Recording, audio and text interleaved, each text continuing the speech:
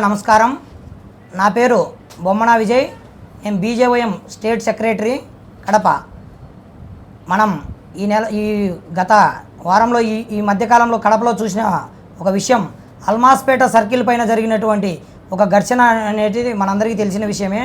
దానికి గల కారణాలు ఏంటి అనేది కానీ, అందుకు పాల్పడిన వారిని ఏ విధంగా అనేది మొత్తం కడపలో ఉండే వారందరికీ తెలుసు. కాబట్టి అక్కడ జరిగిన సంఘర్షణలో లేదా అక్కడ జరిగిన రెండు మతాల మధ్య జరిగినప్పుడు మేము అక్కడికి వెళ్ళడం జరిగింది. అక్కడ వెళ్ళి అక్కడ ఉండడం జరిగింది. తర్వాత అది అయింది. అదంతా సద్దుమడిగిన తర్వాత పోలీసులు చేసిన తర్వాత మేము వచ్చిన తర్వాత గౌరవనీయులైనటువంటి కలెక్టర్ గారు మరియు ఎస్పీ గారు పీస్ కమిటీ మీటింగ్కు మమ్మల్ని పిలవడం జరిగింది. పీస్ కమిటీ మీటింగ్కు పిలిచి వారు మాకు కొన్ని రూల్స్ అండ్ రెగ్యులేషన్స్ మరియు మనకు కొన్ని పెట్టారు.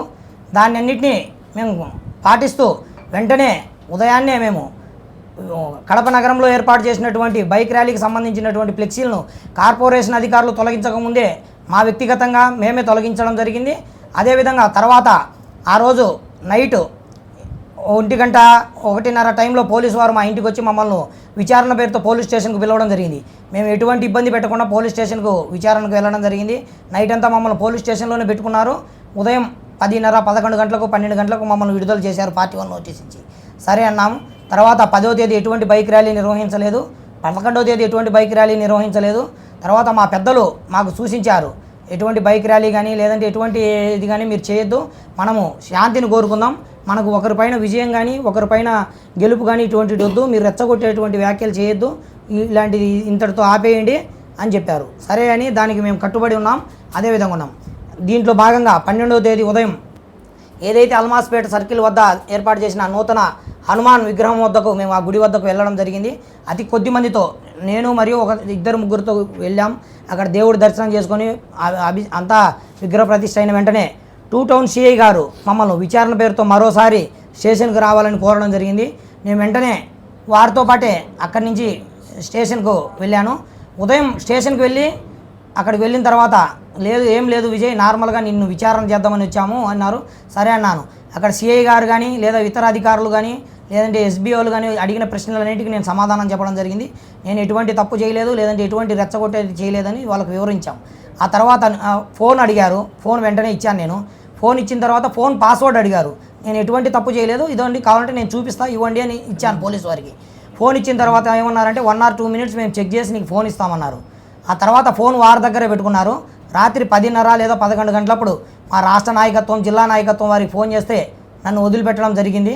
తర్వాత 12వ తేదీ నైట్ మొత్తం నాకు ఫోన్ ఇవ్వలేదు. 13వ తేదీ నిన్నంతా పోలితే ఏదేదో సిఐ గారు ఏదో జోక్ చేస్తూ చూద్దాంలే అక్కడ ఉన్నది ఇక్కడ ఉన్నది అంటున్నారు. సరే అన్నట్టు మేము సైలెంట్గానే ఉన్నాం. తర్వాత ఈరోజు కూడా చూసాం, మేము మా లాయర్ గారితో ఫోన్ చేయించాం, ఇంకొకరితో చేయించాం, మా జిల్లా నాయకత్వంతో ఫోన్ చేయించాం. కానీ ఏదైతే ఈ 2 టౌన్ సిఐ గారు ఉన్నారో, ఉన్నతాధికారులకు తెలుసో తెలియదో నాకైతే తెలియదు, కానీ నేను ఒక బీజేపీ పార్టీలో ఉన్నటువంటి యువమోర్చా రాష్ట్ర కార్యదర్శిని అని చెప్తే అతను ఎంత సింపుల్గా మాట్లాడుతున్నారంటే ఏదో ఒక కిండర్గా మాట్లాడుతూ లేదంటే ఏదో జోక్గా మాట్లాడుతూ ఉన్నాడు. దీన్ని మాత్రం ఉన్నతాధికారులు ఖచ్చితంగా చూడాలి. మీరు శాంతి కోరుకున్న వెంటనే శాంతి చేశాం. ఆ తర్వాత ఎటువంటి పోస్టులు పెట్టడం కానీ ఎటువంటి నినాదాలు చేయడం కానీ ఎటువంటి పిలుపుకు కానీ మేము ఇవ్వలేదు. కాబట్టి పోలీసు వారు కూడా మాకు సహకరించవలసిందిగా చూస్తున్నాం. అంతే తప్పక మేమేదో నేరం చేసో లేకపోతే ఎవరితో తీవ్రవాదులతోనో సంబంధాలు పెట్టుకోలేదు. మా ఫోన్ తీసుకున్నారు మీరు, మీకు ఫోన్ తీసుకునే అధికారం ఎలాగూ లేదు. కానీ నేను గౌరవం ఎందుకు ఇచ్చాను, నేను ఏ తప్పు చేయలేదు కాబట్టి నేను ఫోన్ ఇచ్చాను. ఫోన్ ఇచ్చిన తర్వాత మీరు ఫోన్ రిటర్న్ ఇవ్వడానికి మీకు ఎందుకు, ఏ రూల్ ప్రకారం మీరు ఫోన్ తీసుకున్నారు? ఒక రాష్ట్ర స్థాయి నాయకుడు నన్నే ఈ విధంగా ఇబ్బంది పెడుతున్నారంటే సాధారణమైనటువంటి హిందువులను ఏ విధంగా ఇబ్బంది పెడతారో ఒకసారి ఆలోచించవలసిందిగా చెప్తున్నాను. నేను ఏదైనా తప్పు చేసింటే నేను పారిపోయేవాడిని, నేను ఏదైనా ప్రేరేపించింటే నేను కడప నగరంలో ఉండేవాడినే కాదు. నేను ఇక్కడే ఉన్నా. పోలీసు వారు పిలిచినప్పుడు ఎప్పుడైనా వస్తా సార్, నేను ఇక్కడే ఉన్నా, నేను ఏ టైంలో పిలిచినా వస్తా, ఇక్కడ అందుబాటులో ఉంటా అని చెప్పా. దానికి కూడా పోలీసు వారు ఎందుకు నా పైన వ్యక్తిగతమైన కక్ష పెట్టుకున్నారో అర్థం కావట్లేదు. నీతో ఎవరు తిరుగుతారు, నీతో ఎవరు ఉంటారు, ఆ పిల్లోళ్ళు ఎవరు, ఈ పిల్లోళ్ళు మొత్తం విచారణ జరిపారు. నాతో ఉండే పిల్లోళ్ళంతా వెల్ ఎడ్యుకేటెడ్ పిల్లోళ్ళే, అందరూ గ్రాడ్యుయేటెడ్ పూర్తి చేసిన వాళ్ళే ఉన్నారు. నాతో ఎవరు గంజాయి బ్యాచ్ కానీ రేప్ చేసేవాళ్ళు కానీ లేకపోతే మత్తు పదార్థాలు తీసుకునే పిల్లలు ఎవరు లేరు. అందరూ కూడా ఆడ స్వచ్ఛందంగా వచ్చారు. ఆడ హిందువులపైన దాడి జరుగుతుంటే మేము చూస్తూ ఊరుకోలేమని వచ్చారు. నేను చెప్పాను, సార్ నా కాల్ డేటా మొత్తం చెక్ చేసుకోండి, లేదంటే నా వాట్సాప్ మెసేజ్ చెక్ చేసుకోండి, నేను ఎవరికి పిలుపునివ్వలేదు, ఎవరిని రమ్మని చెప్పలేదు. లేదు అంత మాత్రాన వాళ్ళు కొడుతుంటే మేమైతే చూస్తూ ఊరుకుంటలేము, వాళ్ళు కొడుతుంటే మేమేమన్నా పరిగెత్తు వచ్చి మా ఇంట్లో దాక్కోలేము సార్ అని చెప్పాను. దానికి కూడా సిఐ గారు ఏమంటున్నారు, సరే మీరెందుకు వచ్చారు, మీకేం సంబంధం అంటున్నారు. నేను ఒక హిందువుగా వచ్చాను సార్, నా బీజేపీ పార్టీ పక్కన పెట్టండి, నేను సాటి హిందువుగా వచ్చాను, ఒక హిందూ గుడి మీద జరుగుతుంటే అని చెప్పాను. అదే నా బాధ్యత. నేను చెప్తున్నా వాళ్ళకి ఇప్పుడు కూడా నేను మరోసారి తెలియజేస్తున్నా, అక్కడ జరిగిన ఘర్షణకు కానీ, అక్కడ జరిగిన ఘర్షణలో నేను ఏదైనా ప్రేరేపించి కానీ, లేదా పోలీసు వారి డ్రోన్ కెమెరా కానీ, లేదంటే ఇంకోటి తిరిగింది కదా, నేను ఒక్క రాయి అయినా సరే వాళ్ళపైన అటువైపు విసిరేసినట్టుంటే నా పైన వారు ఎటువంటి చర్యలు తీసుకున్నా దానికి నేను సిద్ధంగా ఉన్నా. ఎందుకంటే నేను ఒక నేషనల్ పార్టీలో ఉన్నా. ఈరోజు పారిపోయినంత మాత్రాన రేపేం అయిపోదు. కానీ పోలీసు వారు కూడా మాకు తగినటువంటి గౌరవం ఇవ్వాల్సిందిగా కోరుతున్నాం. ఎందుకంటే అవతల వారు ఏదో మతోన్మాదులు ఎవడో పెంచి పోషించుతున్నారని మేము గతంలో 1 నెల క్రితం కమిషనర్ గారిని నేను కలిశాను. బీజేవైఎం తరపున కలిసి కమిషనర్ గారికి చెప్పాం, సార్ ఈ విధంగా సర్కిల్ జరుగుతుంది, దీనివల్ల అనవసరమైన గొడవలు జరుగుతాయి, గతంలో ప్రొద్దుటూరులో అని వివరిస్తే కమిషనర్ గారు కూడా పట్టనట్టు చూస్తాంలేండి, ఓకే ఆడిచ్చిపోండి అన్నారు. తర్వాత మా పెద్దలు ఎస్పీ గారిని కలిశారు. అన్నీ జరుగుతూనే ఉన్నాయి. కానీ జరిగిన తర్వాత మీరు ఎందుకు మా పైన ఇంత వ్యక్తిగత కక్ష పెట్టుకుంటున్నారో తెలియట్లేదు. నేను ఒకటే చెప్తున్నా, ఇది మా సొంత విషయం కాదు, మా ఇంట్లో విషయం కాదు, లేదా నాకేమన్నా వాళ్ళపైన వ్యక్తిగత కక్ష లేదు. ఆ సర్కిల్కి ఆ నేమ్ పెట్టొద్దని పెద్దలు నిర్ణయించారు, సంస్థలు నిర్ణయించారు, ఆ గుడి కమిటీ వాళ్ళు పెట్టారు. వారు ఫ్లెక్సీలు వేసిన తర్వాత మేము ఫ్లెక్సీలు వేసాం. మొత్తం చెప్పండి, ఏదైనా విచారణ చేసుకోండి. తర్వాత ఫస్ట్ ఎవరు వేశారో ఏం వేశారో అన్నీ చెప్పాను.